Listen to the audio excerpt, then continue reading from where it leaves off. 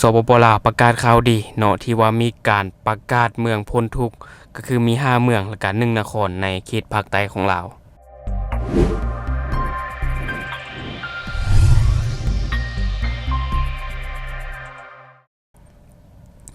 สบายดีท่านผู้ชมกลับมาพบกับช่อง Talk the New แล้วข้อที่เราอยากจะนำเสนอในมื้อนี้ก็คือมีข่าวดีสำหรับสปปลาวเนาะที่ว่าทางการประกาศเอาเมืองพ้นทุกข์เนาะก็คือเนื้อในกองประชุมที่ได้มีการจัดกองประชุมอยู่ที่สโมสรแขวงของจำปาสักเนาะถือว่ามีการมอบใบยั่งยืนว่าเป็นเมืองพ้นทุกข์และเป็นเมืองเข้มแข็งรอบด้านเนาะก็คือว่าการที่จะเป็นเมืองพ้นทุกข์ก็คือจะต้องผ่านเก้าเงื่อนไขเนาะเก้ามาตรฐานเงื่อนไขที่จะกลายเป็นเมืองพ้นทุกข์ที่ว่ามีโรงเรียนมีโรงหม้อแล้วก็ใช้ระบบน้ำประปามีตลาดมีเส้นทางสะดวกสบายและภายในเมืองนั้นๆจะต้องมีหมู่บ้านที่เป็นหมู่บ้านพ้นทุกข์70ส่วนห้อยขึ้นไปจึงจะถือว่าเป็นเมืองที่พ้นทุกข์ซึ่งถ้าว่าเราสังเกตเบิ่งในสปปลาวเนาะประกาศเป็นหมู่บ้านพ้นทุกข์ส่วนใหญ่จะอยู่ในภาคใต้ของสปปลาวเนาะภาคเหนือแทบจะบ่ค่อยมีสำหรับพี่น้องฝั่งไทยคนใดที่เคยมาเที่ยวลาวก็อาจจะฮู้ดีเกี่ยวกับภาคเหนือของสปปลาวเพราะว่าภาคเหนือของสปปลาวนี่เป็นภาคที่ยังมีชนบทหรือว่ามีหมู่บ้านที่ทุกข์ยากค่อนข้างหลายเนาะบางหมู่บ้านก็ไฟฟ้าบ่ฮอดบางหมู่บ้านก็ถนนหนทางไปบ่ถึงเพราะว่ายามนี้แฮ่งเป็นยามฝนแน่แฮ่งไปยากเพราะว่าเป็นทางดินแดงนั่นเนาะทางดินแดงนี่เจอยามฝนซะนี่แฮ่งโพงนะทางเปื้อนน่ะมันเดินทางลำบากรถบางคันก็ไปบ่ได้เลยเนาะและบางบ่อนบางเขตก็ยังบ่มีฮอดสัญญาณโทรศัพท์เนาะอันนี้สำหรับภาคเหนือของสปปลาวฉะนั้นเลยให้เป็นเรื่องที่ยากที่ว่าภาคเหนือของลาวจะประกาศเป็นเมืองที่พ้นทุกข์เนาะแต่ว่าในอนาคตก็บ่แน่ในอนาคตก็อาจจะมีการพัฒนาถนนหนทางไปสู่หมู่บ้านเหล่านี้อาจจะมีตลาดอาจจะมีไฟฟ้าอาจจะมีสัญญาณโทรศัพท์สัญญาณโทรคมนาคมที่สะดวกสบายเนาะซึ่งในเมื่อที่ผ่านมาก็มีเพจหนึ่งที่เขาเจ้าได้รายงานออกมาที่มีชื่อว่าเพจวิทยาคารตำรวจประชาชนเนาะที่เขาเจ้าได้โพสต์ว่า1นครและ5เมืองของแขวงจำปาสักคือนครปากเซเมืองโพนทองเมืองปากซ่องเมืองบาเจียงเจริญสุขเมืองจำปาสักและเมืองโค้งได้รับการยั่งยืนให้เป็นนครและเมืองพ้นทุกข์ประเมินตามดำรัส348/ลบลงวันที่16พฤศจิกายน2017ว่าโดยมาตรฐานพ้นทุกข์และมาตรฐานพัฒนาซึ่งในข่าวเขาเจ้าก็ได้เขียนเอาไว้แบบนี้เนาะการมอบใบยั่งยืนเมืองพ้นทุกข์ในครั้งนี้จัดขึ้นในวันที่6พฤษภาคม2025ในโอกาสที่แขวงจำปาสักจัดกองประชุมสรุปเวียกงานก่อสร้างหากฐานการเมืองเวียกงานพัฒนาชนบทแก้ไขความทุกข์ยากเวียกงาน3สร้างในระยะ2024และวางทิศทางแผนการ2025พร้อมทั้งรับรองผลประเมินมาตรฐานพ้นทุกข์และมาตรฐานพัฒนาตามดำรัส348/ลบประจำ2024ซึ่งกองประชุมจัดขึ้นอยู่สโมสรแขวงโดยการเป็นประธานของท่านสมบูรณ์เฮืองวงศารองเจ้าแขวงจำปาสักมีท่านคำนีลาวงศ์ว่าการหัวหน้าแผนกกสิกรรมและป่าไม้พร้อมด้วยการนำจากกรมที่เกี่ยวข้องของกระทรวงกสิกรรมและป่าไม้การนำแผนกกรมกองอ้อมข้างแขวงการนำนครปากเซการนำเกาเมืองและการนำพร้อมด้วยพนักงานวิชาการที่เกี่ยวข้องเข้าร่วม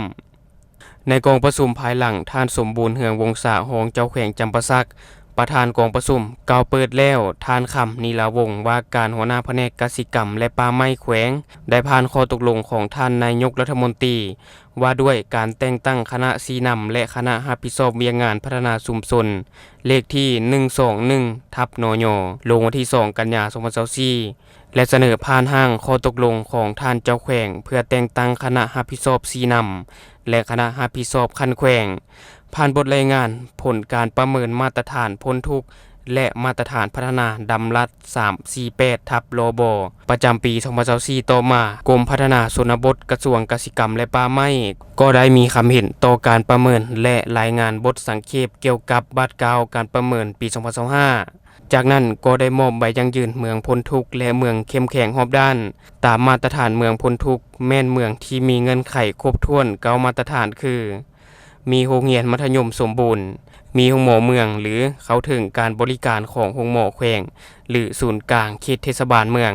ได้สมใช้น้ำประปาชุมชนหรือระบบน้ำประปาเทศบาลเมืองมีเส้นทางเข้าถึงเที่ยวได้ตลอดปีและเชื่อมจอดกับทุกๆบ้านภายในเมืองมีระบบโทรคมนาคมการขนส่งและข้อมูลข่าวสารมีตลาดซื้อขายสินค้าเป็นปกติ ทรัพยากรธรรมชาติและสิ่งแวดล้อมได้รับการคุ้มครองปกปักรักษาและนำใช้อย่างมีประสิทธิผลและต้องมีบ้านพ้นทุกข์หลายกว่า70ส่วนห้วยขึ้นไปของจำนวนบ้านทั้งหมดในเมือ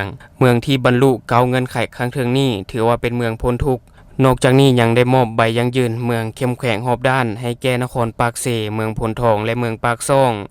ตามมาตรฐานเมืองเข้มแข็งรอบด้าน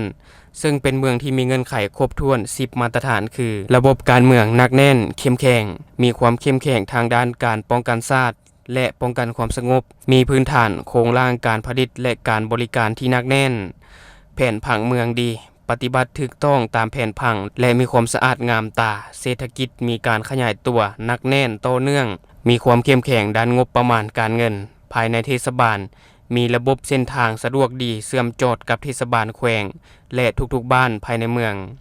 บรรลุเงื่อนไขด้านการศึกษาวัฒนธรรมสังคมการบริการสาธารณะทั่วถึงและสะดวกมีการคุ้มครองปกปักรักษาและนำใช้ทรัพยากรธรรมชาติและสิ่งแวดล้อมอย่างมีประสิทธิผลและยืนยงซึ่งกองประชุมในครั้งนี้ให้เกียรติมอบใบยั่งยืนเมืองพ้นทุกข์และเมืองเข้มแข็งรอบด้านโดยท่านสมบูรณ์เฮืองวงศาหองเจ้าแขวงจำปาสักในกองประชุมยังได้ผ่านบทแนะนำการจัดตั้งปฏิบัติกฎหมายจัดสรรภูมิลำเนาเลขที่45ทับสพสและผ่านนิติกรรมที่เป็นบอนอิงในการจัดตั้งปฏิบัติเวียกงานจัดสรรภูมิลำเนาเสนอร่างข้อตกลงว่าด้วยการแต่งตั้งคณะกรรมการจัดสรรภูมิลำเนาขั้นแขวงตอนท้ายกองประชุมท่านสมบูรณ์เฮืองวงศาหองเจ้าแขวงจำปาสักก็ยังมีคำเห็นโอลมซีทิศเยื่องทางตืมอีกและที่ผ่านไปก็คือเนื้อในข่าวหรือว่าเนื้อในกองประชุมที่ได้มีการจัดกองประชุมอยู่ที่สโมสรแขวงของจำปาสักเนาะถือว่ามีการมอบใบยั่งยืนว่าเป็นเมืองพ้นทุกข์และเป็นเมืองเข้มแข็งรอบด้านเนาะอันนี้ก็ถือว่าเป็นเรื่องที่ดีของสปปลาวที่ว่ามีการประกาศเมืองพ้นทุกข์ออกมาเนาะแน่นอนในอนาคตก็อาจจะมีหลายเมืองกว่านี้แต่ว่าในปัจจุบันก็มี1นครแล้วก็มี5เมืองนำกันแต่ส่วนใหญ่จะเป็นอยู่ในภาคใต้เนาะแต่ว่าภาคเหนือเขายังบ่มีแต่เชื่อว่าในอนาคตก็อาจจะมีคือกันเนาะและทั้งหมดก็คือข้อมูลเล็กๆน้อยๆที่เราเก็บมาฝากท่านผู้ชมในมื้อนี้เนาะสำหรับท่านใดมีความคิดเห็นแนวใดก็สามารถฝากไว้ได้ใต้คอมเมนต์ของเราแล้วเราจะเข้าไปอ่านแล้วก็ตอบแลกเปลี่ยนประสบการณ์นำกันอย่าลืมท่านผู้ชมสนับสนุนกันโดยการกดติดตามช่องขอขอบใจ